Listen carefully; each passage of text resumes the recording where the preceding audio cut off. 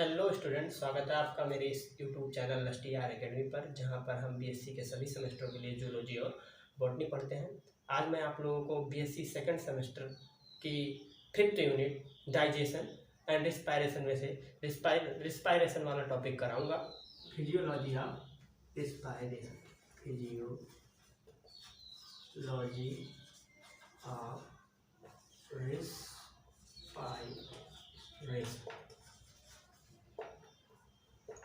Physiology of respiration पढ़ने से पहले आप लोगों को कुछ बेसिक चीज़ें जानना जरूरी है कि आखिर हमें फिजियोलॉजी ऑफ रिस्पायरेशन की आवश्यकता कैसे है, रिस्पायरेशन कैसे हमारे लाइफ की बेसिक नीड है। इसके लिए हम सबसे पहले कुछ चीज़ों को, जो बेसिक चीज़ें हैं उनको जान लेते हैं कि जैसे क्या होता है मेटाबॉलिज्म। जैसे sum total of all chemical reaction, जो हमारी बॉडी में जितनी भी केमिकल रिएक्शंस होती हैं वो क्या होती हैं, उसे क्या कहते हैं, हम लोग मेटाबॉलिज्म कहते हैं। और मेटाबॉलिज्म की आवश्यकता क्यों होती है?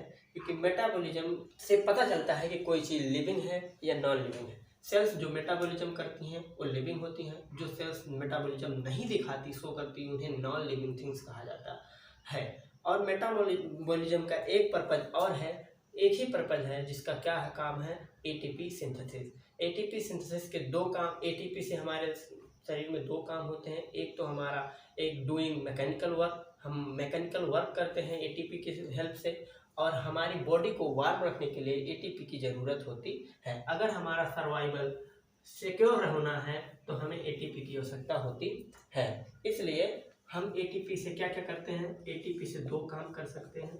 एक तो डूइंग मैकेनिकल वर्क,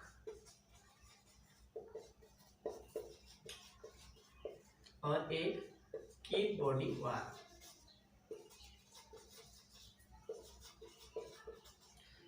चूंकि हम सब जानते हैं कि ह्यूमन का टेम्परेचर क्या होता है, एक 98.4 डिग्री फ़ारेनहाइट होता है, जो कि क्या होता है, नियत होता है, ना इससे आगे ना इससे कम, यानी कि 37 डिग्री सेल्सियस। इससे आगे ज़्यादा या कम नहीं होता। अगर इससे ज़्यादा कम होता है तो हमारे जो मेटाबॉलिज्म फंक्शंस होते हैं उसमें क्या होती है, रुकावट आती है, या वो सही से काम नहीं करते हैं। इसलिए सबसे पहले एटीपी फॉर्मेशन के लिए एक रिएक्शन होती है जिसमें क्या होता है, जिसमें ग्लूकोज मॉलिक्यूल क्या होता है, ग्लूकोज 6 ग्लूकोज मॉलिक्यूल 6O2 से रिएक्शन करता है। 6 ग्लूकोज प्लस 6O2 रिएक्शन करता है और क्या बनाता है, 6CO2 बनाता है प्लस 6H2O बनाता है, और इसमें इस रिएक्शन में 38 एटीपी फॉर्मेशन होता है। जो एटीपी क्या करता है, हमारी बॉडी को वार्म रखने में हेल्प करता है और हम मैकेनिकल वर्क करने में हेल्प करता है। अब हम रिस्पायरेशन स्टार्ट करते हैं। तो रिस्पायरेशन क्या होता है, combustion of glucose to get energy as a ATP. हमारे शरीर में ग्लूकोज क्या होता है, एक फ्यूल की तरह होता है जिसका कंबसन होता है, और वो क्या बनाता है, एनर्जी बनाता है, जो किस रूप में होता है, एटीपी के रूप में होता है। टू टाइप ऑफ रिस्पायरेशन, दो टाइप का होता है। एक एक्सटर्नल रिस्पायरेशन जिसे हम ब्रीदिंग भी कहते हैं, जो हम नाक से सांस खींचते हैं अंदर जाती है, उसे हम ब्रीदिंग कहते हैं, और ये क्या होता है, एक्सटर्नल होता है। और दूसरा रिस्पायरेशन जो कि इंटरनल रिस्पायरेशन होता है, उसे हम सेलुलर रिस्पायरेशन भी कहते हैं। हमारी सेल्स भी रिस्पायर करती हैं और वही क्या करती हैं, कब ग्लूकोज का कंबसन करती हैं और एनर्जी बनाती हैं। अब हम पढ़ेंगे एक्सटर्नल रिस्पायरेशन। एक्सटर्नल रिस्पायरेशन क्या होता है कि ये दो टाइप का होता है, एयर इनहेल्ड और एयर एक्सहेल्ड। मतलब कि जब हम नाक से अपनी हवा को, एयर को अंदर खींचते हैं तो उसे क्या कहते हैं, एयर इनहेल्ड, और जब नाक से बाहर निकालते हैं हवा को तो उसे कहते हैं एयर एक्सहेल्ड। ये प्रोसेस क्या होती है, इसे इंस्पायरेशन कहते हैं, इंस्पायरेशन। और इस प्रोसेस को, जो हवा बाहर निकाली जाती है, एक्सहेल की जाती है, इसे एक्सपायरेशन कहते हैं, एक्सपायरेशन कहते हैं। The system of the body involve in this process is called respiratory system. मतलब कि रिस्पायरेशन की प्रोसेस में जो भी बॉडी सिस्टम इन्वॉल्व होते हैं उन्हें क्या कहा जाता है, रिस्पायरेटरी सिस्टम कहा जाता है, उन्हें रिस्पायरेटरी सिस्टम कहा जाता है। फिर ये क्या करता है, ये depending on the habit and habitat the lifestyle of the organism as well as the grade of the body organisation.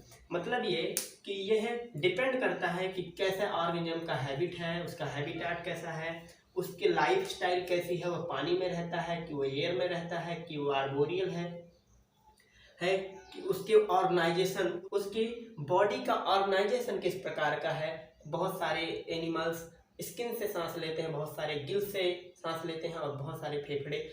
Different type of respiratory organs are found in animals. मतलब कि एनिमल्स में बहुत सारे type के different type के respiratory organs पाए जाते हैं। जैसे कि फिशेस में गिल्स पाए जाते हैं, जो भी एक्वेटिक एनिमल्स होते हैं उनमें गिल्स होते हैं, और जो एनिमल्स लैंड पर रहते हैं उनके पास क्या होता है, लंग्स होता है। ह्यूमंस में in humans one pair of lungs, one respiratory, और क्या होता है, रिस्पायरेटरी ट्रैक्ट होता है। तो स्टूडेंट्स ये है स्ट्रक्चर ऑफ रिस्पायरेटरी ट्रैक्ट का, कि कहाँ से एयर हम इनहेल करते हैं। हम एयर एक्सटर्नल लेयर यानी कि नॉस्ट्रिल से, जो हमारी नाक है, नॉस्ट्रिल से क्या करते हैं, इनहेल करते हैं। वहाँ से एयर नेजल चैम्बर में जाती है, नेजल चैम्बर से होते हुए एयर इंटरनल लेयर्स में जाती है, इंटरनल लेयर से होते हुए नासोफेरिंग्स में, नासोफेरिंग्स से होते हुए लैरिंसोफेरिंग्स में, लैरिंसोफेरिंग्स से होते हुए कहाँ पर जाती है, ब्रोंकियोस में जाती है। ग्लोटिस में होती है। ग्लोटिस क्या होता है, एक ओपनिंग होती है जो कि ट्रैकिया जो होता है उसकी ओपनिंग को क्या कहते हैं, ग्लोटिस कहते हैं। एपिग्लोटिस एक ढक्कन होता है जो कि ट्रैकिया के ऊपर होता है। जब हम लोग खाना खाते हैं तो ये ढक्कन क्या करता है कि जो हमारा रेस्पिरेटरी ट्रैक है उसको ढकने के लिए होता है, ताकि खाना उस रेस्पिरेटरी ट्रैक में ना चला जाए। अगर खाना चला भी जाता है तो हमें बहुत जोर की छींक आती है और खाना बाहर आ जाता है। और अगर खाना या पानी कुछ भी रेस्पिरेटरी ट्रैक में चला जाता है तो उससे बहुत सारा हार्म हो सकता है और जान भी जा सकती है। इसलिए क्या होता है, उसको रोकने के लिए एपिग्लोटिस होता है, जो कि एक ढक्कन होता है। अगर हम किसी चीज़ को खाते पीते हैं तो ढक्कन क्या करता है, रेस्पिरेटरी ट्रैक को क्या कर देता है, बंद कर देता है। ग्लोटिस के बाद एयर क्या होती है, दो तरफ में बढ़ जाती है, राइट ब्रोंकस और लेफ्ट ब्रोंकस। उसके बाद एयर प्राइमरी ब्रोंकस में जाती है, उसके बाद सेकेंडरी ब्रोंकस में जाती है, उसके बाद टर्सरी ब्रोंकस में जाती है, उसके बाद टर्मिनल ब्रोंकियोल्स की ओर चली जाती है। और वहाँ से क्या होता है, जो भी एयर का जो भी कुछ होना होता है वहीं पर होता है।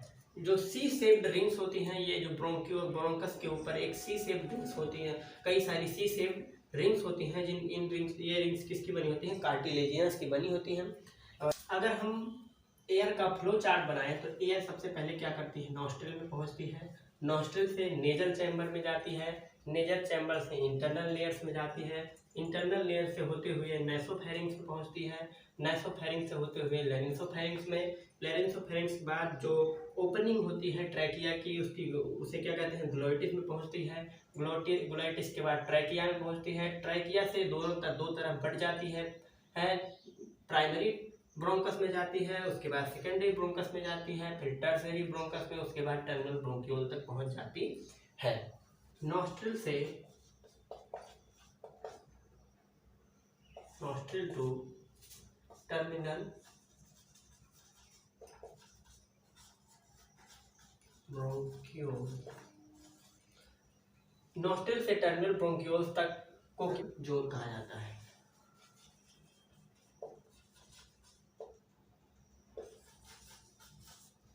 नॉस्ट्रिल टू टर्मिनल ब्रोंकियोल्स को कंडक्शन जोन कहा जाता है।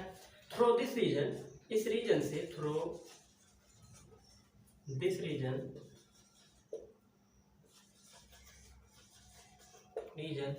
एयर पास बट नो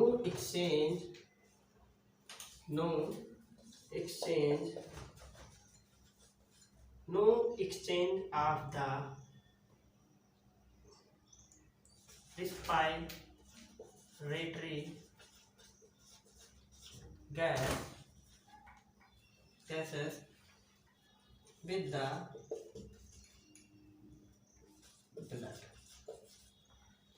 मतलब कि ट्रेकिया में गैस का कोई एक्सचेंज नहीं होता है ब्लड के साथ। ट्रेकिया में केवल गैस एयर पास करती है, बल्कि इसका कोई एक्सचेंज नहीं होता है। ट्रेकिया के कुछ काम हैं, जैसे कि keeps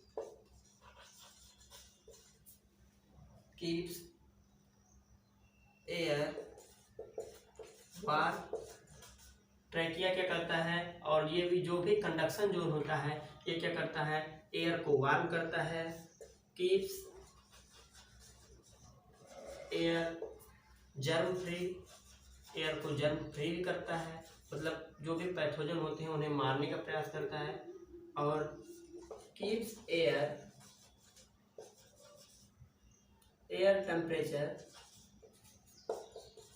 temperature up to body temperature. मतलब ये कि जो हमारा कंडक्शन जोन होता है वो क्या करता है, एयर को बॉडी टेम्परेचर के बराबर लाने का काम करता है। यह एयर को वार्म करता है, गर्म करता है। यह एयर को जर्म फ्री करता है और एयर को बॉडी टेम्परेचर के बराबर लाने में हेल्प करता है। तो इस लेक्चर में बस इतना ही। इसके आगे हम अगले लेक्चर में पढ़ेंगे। अगर आपको कोई क्वेश्चन पूछना है तो आप कमेंट बॉक्स में पूछ सकते हैं। अगर आपको हमारा वीडियो अच्छा लगा हो तो लाइक कीजिए, शेयर कीजिए और हमारे चैनल को भी सब्सक्राइब कीजिए।